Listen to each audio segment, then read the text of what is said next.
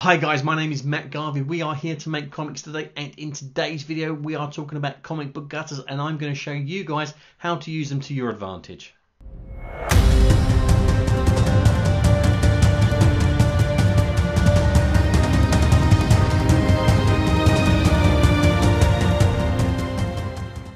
Welcome back to the channel, guys. For those of you that don't know me, my name is Matt Garvey and I'm a comic writer from the UK.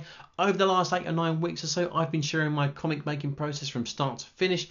So if this is your first time to the channel, don't forget to hit that subscribe button and ring that bell so you don't miss out on any of my future videos.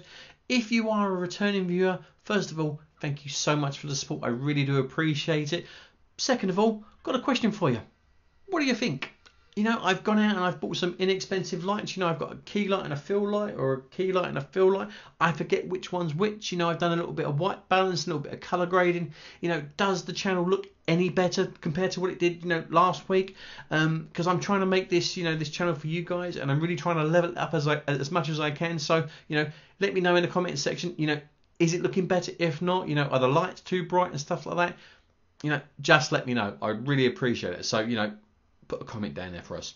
Okay, so in this video we're going to be discussing comic book gutters, and for those of you that don't know what a comic book gutter is, honestly there is no shame in it. You know, if you don't know what any comic terminology is, I did a video a few weeks ago about all this kind of stuff, so I'll put a link in the description for that. But for the sake of this video, I'll just quickly explain it. A comic gutter is the space between two comic book panels that kind of just breaks it apart. You know, it's like, you know, 1 or 2 millimeters. You know, it just splits that panel from that panel. And that's what it is. So that's what we're going to be discussing in today's video. Now, I know it may not look like it, but a comic book gutter on a comic page is just as important as the art. Yes, I know it doesn't look as pretty or as impressive as, you know, the art either side of it, but it's these blank areas as a writer where you control your audience, you know, and not just with pace, but with what you choose to show and what you don't show. You know, this is your Jedi mind trick, you know, your flux capacitor, your cosmic cube, your astral plane, your multiverse. You know, comic book gutters are so underused, especially with new writers. So hopefully after seeing this video you'll start thinking about this a little bit more, and hopefully it will help you when you come to writing your scripts. So a couple of weeks ago I did a video where I was highlighting the mistakes that new comic writers make, and if you haven't seen that video, again I'll put a link in the description to that as well, because especially if you are a new comic writer, I'd really recommend, you know, watching that video, because there are some certain common mistakes that we all make when we're first starting out. So if you can avoid them, you know, your comic writing journey will be a lot quicker than, you know, than mine, for example, because I'm guilty of making these mistakes as well. And, you know, this will help, you know, have a great relationship with your artist, because one of those biggest mistakes was what I like to call the and then rule. And this is where a new comic writer will be writing their comic book script, and what they do is they write more than one action in each individual comic book panel. So for example, a new writer will write character A walks into a bar and then orders a drink. So that's 2 separate actions, because you've got character walks into the bar, character orders a drink. But a lot of new writers will try and put that into one panel, and it doesn't happen like that. You can't do that. So as soon as you know, in your head and you're writing your comic script, as soon as you write and then, you know, that's a new comic panel. So, you know, try and keep that in mind. But when I was talking on that video, I gave the example that an artist on Twitter gave me, where he was working on a script and a writer gave him 5 separate actions for one single panel on a comic page, and those separate you know, actions were, you know, character walks into the kitchen, you know, character makes a cup of coffee, character sits down with his cup of coffee, character then takes a sip of his cup of coffee, and then character smiles and says something like coffee. You know, that's not one single panel, that's actually 5 separate panels. So, you know, that's an actual page. So that's what I was explaining in that video. But that example, what I'm going to show you in this video is that you can take those 5 separate actions and you can make them into, you know, 3 or 2, you know, because you don't need to show every single action, because this is a problem that new comic writers make, is they think they need to show absolutely everything in their script. So bear with me, here we go. Now, if you are a new comic writer and you are doing this by, you know, showing too much action, you know, in the panels of what's actually going on, Honestly, there is no shame in it. It's a mistake that we all make when we first start out. What you need to do is you need to look at your scripts again and look and see what is integral to the story, what is pushing the story on. If you need to show all 5 actions of that character, making a cup of coffee, and drinking it because you're trying to control the pace because that moment of calm is going to be interrupted by some major part of action or something like that, or it's integral to a character trait where they're very precise in what they do and they enjoy it, do that. But if not, you need to start looking at using those comic book gutters into cutting out certain aspects, because as a comic book reader, we fill in the blanks that you don't show, or what I show, or what anyone shows. So in that example, what you could do is you could have 2 panels instead of 5 panels. Panel 1 of you cut to the character in the kitchen making a cup of coffee. Next panel you have the character drinking a cup of coffee. That's it. That's all you need to do, because say as a reader we fill in those blanks. So what I'm going to do now is I'm going to show you some other examples. So hopefully this is going to change your mindset of thinking when you're looking at your scripts of what you need to show and what you don't need to show. So we're gonna go over there now.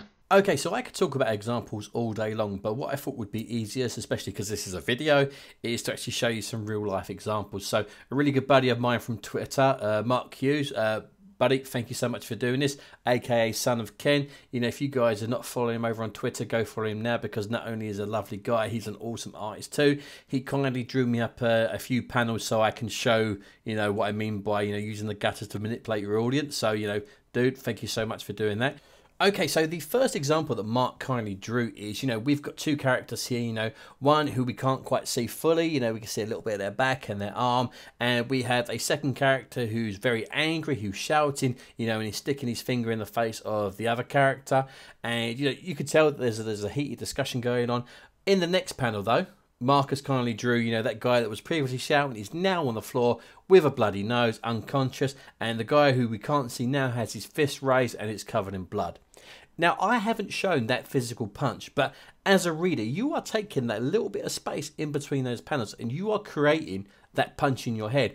I don't need to show it because that has actually happened, because there's no other way that could have happened, unless the guy, accidentally, passed out and fell onto his fist, which is not going to happen. But so I need to ask myself, is showing that punch integral to this story? And I personally don't think I need to, purely because it's just going to make the story longer. And as I said, as a reader, you've built that up in your mind. This could be pushed even further, because if you add, the correct words to the panel, for example, I've had, how my morning started and how it ended.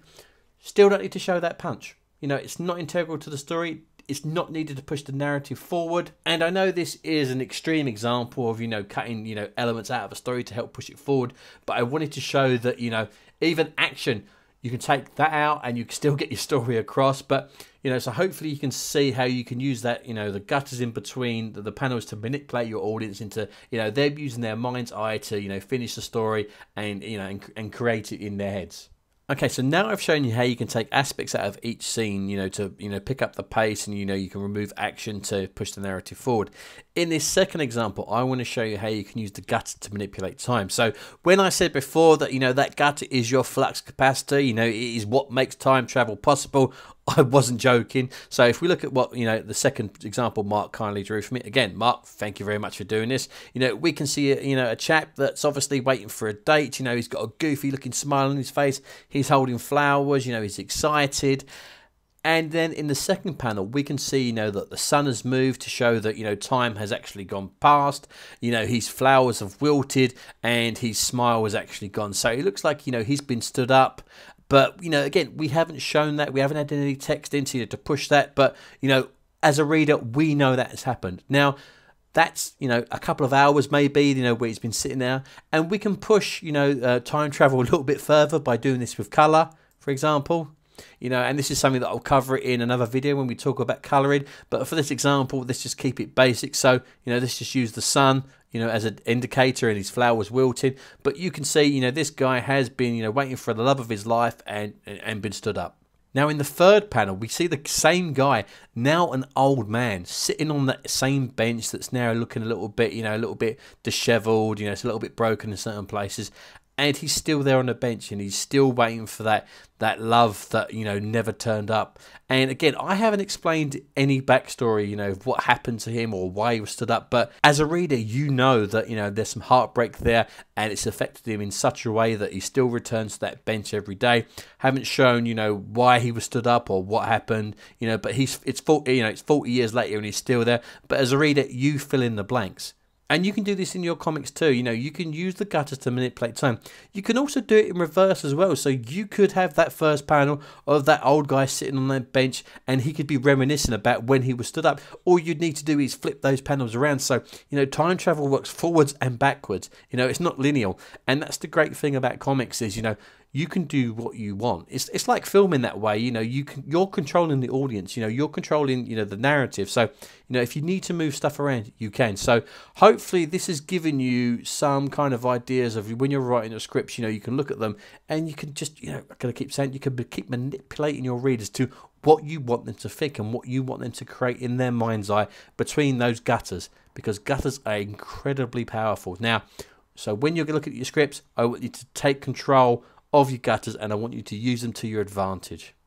So hopefully that shows you guys that you can use the gutters in your comics to not only remove elements that, you know, that may be unnecessarily slowing down the pace of your books, but also making your comics a little bit too long. So, you know, and hopefully it can show you that how you can use the gutters to manipulate time. So what I want you to do is, you know, after you've done your first draft of your comics, you know, whether it's, you know, your 4-page scripts that I'm encouraging you to do, or, you know, your full comics, I want you to go back over your comics with a critical eye and eliminate the bits that, you know, that won't hurt the story or impact the narrative for moving forward, but are aspects that you don't really need in that story, because as I keep saying, you know, the reader is going to fill in those blanks between those gutters. So use those gutters to your advantage, guys.